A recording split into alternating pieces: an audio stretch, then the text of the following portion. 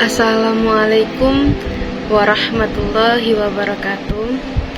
Perkenalkan, saya Cindy Ayu Febrianti dari Universitas Islam Negeri Sunan Ampel, Surabaya, dari Prodi Hukum Pidana Islam, Fakultas Syariah dan Hukum, kelas HPI 2B, NIM 050203220038. Tujuan saya membuat video ini adalah untuk memenuhi tugas akhir mata kuliah Ushul Fiqih dengan dosen pengampu Bapak Dr. Syamsuri MHI.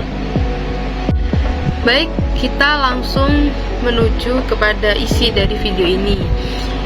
Jadi dalam tugas akhir mata kuliah Ushul Fiqih ini, saya diharapkan untuk meneliti metode ijtihad apa yang cocok dalam beberapa persoalan yang terjadi di dalam masyarakat. Seperti persoalan yang pertama, yaitu bagaimana tentang fasilitas umum yang berbayar. Seperti yang dicontohkan, yaitu toilet umum. Bagaimana metode ijtihad ushul fikih ini dalam menanggapi toilet umum yang berbayar? Dari beberapa pertemuan perkuliahan, saya telah mendapatkan ilmu tentang maslahah mursalah. Menurut saya, metode ijtihad maslahah mursalah ini cocok dalam menanggapi permasalahan tersebut. Dikarenakan pengertian maslahah mursalah sendiri adalah pandangan fikih Islam yang mengacu pada kepentingan umum yang tidak memiliki dasar hukum yang jelas dalam Al-Quran dan hadis. Pendekatan ini memberikan fleksibilitas dalam menghadapi situasi baru yang tidak lazim. Oleh karena itu, pandangan maslahah mursalah dapat diterapkan dalam mengevaluasi toilet umum yang berbayar.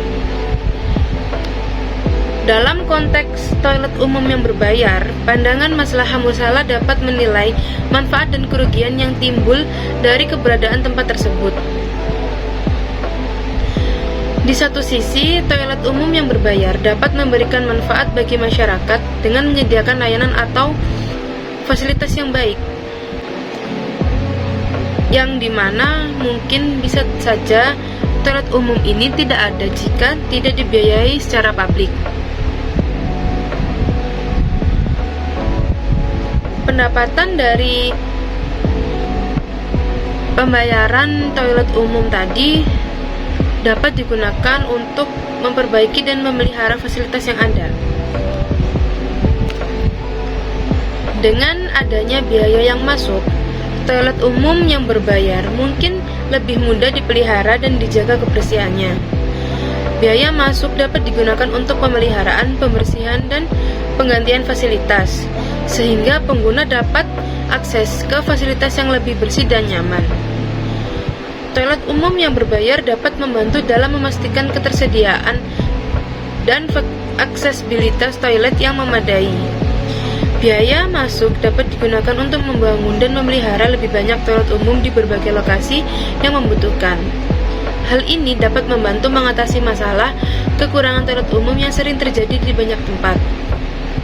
Toilet umum yang berbayar dapat memberikan kesempatan untuk pengelolaan dan pemantauan yang baik terhadap fasilitas tersebut. Dengan adanya pengelolaan yang baik, fasilitas toilet dapat dijaga kebersihannya, menghindari kerusakan, serta mengontrol penggunaan yang tidak pantas atau merusak fasilitas tersebut. Jika tidak ada anggaran khusus dari pemerintah, maka menjadi kewajiban bersama. Dengan demikian, pungutan dari masyarakat untuk fasilitas umum tersebut perlu ditelusuri penggunaan dan pemanfaatannya. Jika tepat pemanfaatannya, maka secara syariat tidak bermasalah. Karena itu termasuk perihal muamalah. dan hukum asal muamalah adalah boleh selama tidak menyalahi syariat dan peraturan yang berlaku.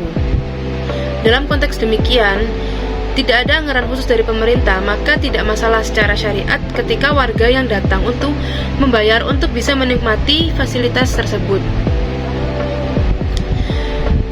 Dengan catatan, selama itu dapat dipertanggungjawabkan. Karena itu, menyinggung pentingnya institusi yang berwenang melakukan pengawasan agar tidak terjadi penyimpangan. Maka disitulah diperlukan adanya lembaga atau kelompok yang mengawasi supaya tidak ada penyimpangan dalam pemanfaatan dana yang dipungut. Jadi seperti itu pandangan yang bisa saya berikan dalam persoalan yang pertama. Saya akan melanjutkan kepada persoalan yang kedua. Baik, untuk persoalan yang kedua, saya menangkapnya kurang lebih ada seorang suami istri bernama Udin dan Fatimah. Si Udin ini suami pertama. Dia dengan Fatimah menikah secara siri. Lalu si Udin ini pergi entah kemana, menghilang, lama tidak kembali. Lalu si Fatimah ini memutuskan untuk menikah secara resmi dengan si Joko. Namun setelah 1 tahun pernikahan dengan si Joko, si Udin ini kembali dan menganggap bahwa si Fatimah ini istrinya, dan terjadilah pertikaian antara si Joko dengan si Udin. Mereka berdua sama-sama menganggap bahwa Fatimah ini adalah istrinya. Lalu kasus ini dibawa ke pengadilan. Jika saya jadi hakim, apa yang saya putuskan? Jadi di sini saya akan mencoba menjawab persoalan yang kedua mengenai jika dibawa ke pengadilan, suami manakah yang sah? Yang pertama si Udin ataukah si Joko? Kita lihat terlebih dahulu statusnya dari si Udin. Si Udin ini lama menghilang, tidak ada kabar, juga tidak menafkahi si Fatimah. Yang dalam hal ini Udin bisa disebut sebagai suami yang mafqud, yang dimana menurut ijma para ulama, Ibnu Qudamah membagi mafqud menjadi 2 kemungkinan. Yang pertama, seseorang yang hilang yang tidak terputus kabar beritanya, maka hukum bagi istrinya adalah tidak boleh menikah kembali sebelum ada keyakinan bahwa suaminya meninggal dan status pernikahannya tidak fasah. Dalam masalah nafkah, apabila suami tidak memberikan nafkah kepada istri, maka istrinya berhak mengajukan fasah perkawinan. Sebagaimana Imam Syafi'i berpendapat demikian karena didasarkan pada hadis dari Ali radhiyallahu an.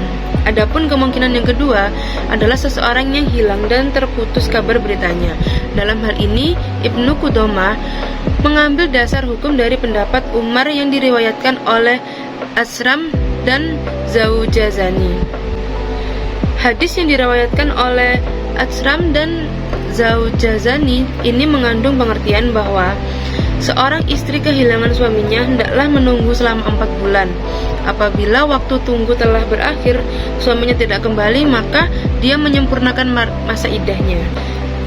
Lalu jika si Fatimah ini ingin mengajukan fasah terhadap si Udin ke pengadilan, itu tidak akan dihiraukan, akan ditolak sama pengadilan karena pernikahan antara Fatimah dan si Udin ini adalah siri, yang dimana negara tidak tahu sama sekali tentang pernikahan ini karena tidak termasuk di dalam pencatatan. Kalaupun si Udin ini menikahnya disaksikan oleh masyarakat sekitar, tetapi tidak ada bukti konkret yang menyatakan bahwa si Udin dan si Fatimah telah resmi menikah. Berbeda dengan si Joko. Si Joko dengan Fatimah menikah secara resmi yang dimana diakui oleh negara dan juga agama.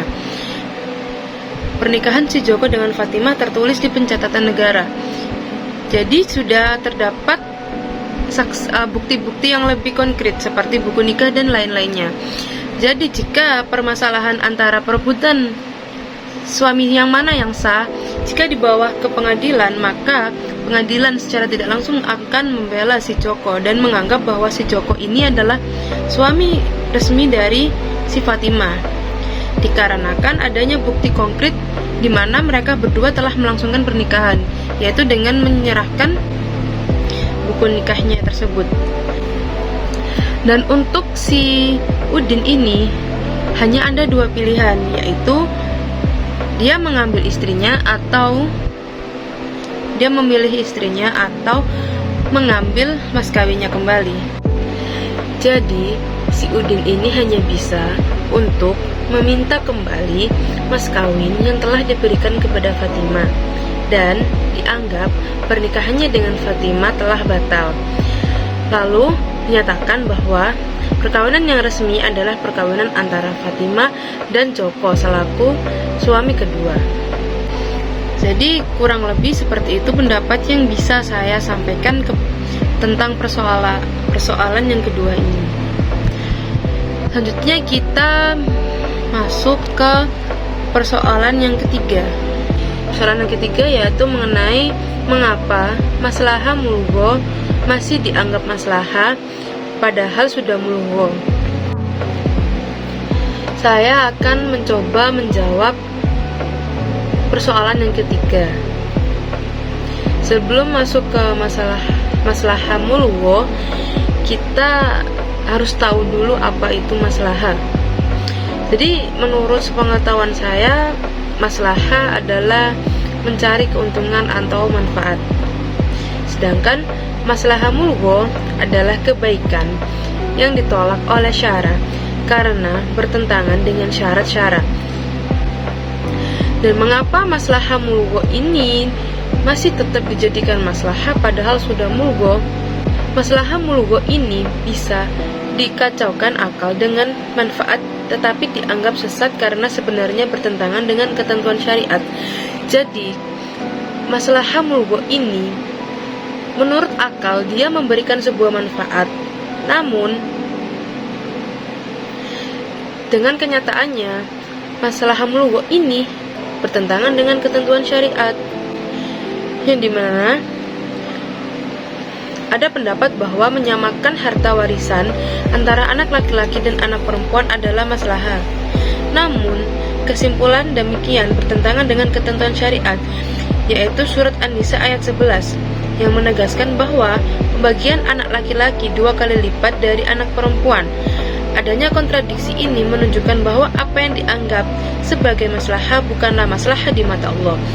Jadi maslahah mulgho ini itu jika dikaitkan dengan akal, dia masuk akal, dia bermanfaat, namun pada dasarnya aslinya dia itu bertentangan dengan syariat. Baik, saya rasa penjelasan saya sudah cukup sampai di sini saja. Semoga apa yang telah saya jelaskan ini bisa dipahami oleh semua orang yang menonton video ini dan juga bisa membuat kepuasan hati Bapak Syamsuri selaku dosen yang memberikan tugas akhir ini. Jika ada kurang lebihnya, saya mohon maaf. Jika ada salah-salah kata, saya juga mohon maaf. Dan jika ada benarnya, semata-mata karena Allah. Sekian yang bisa saya sampaikan. Terima kasih atas perhatiannya. Terima kasih telah menonton video ini. Oke, jangan lupa like, comment, dan subscribe. Terima kasih. Wassalamualaikum warahmatullahi wabarakatuh. Sampai jumpa lagi. Dadah.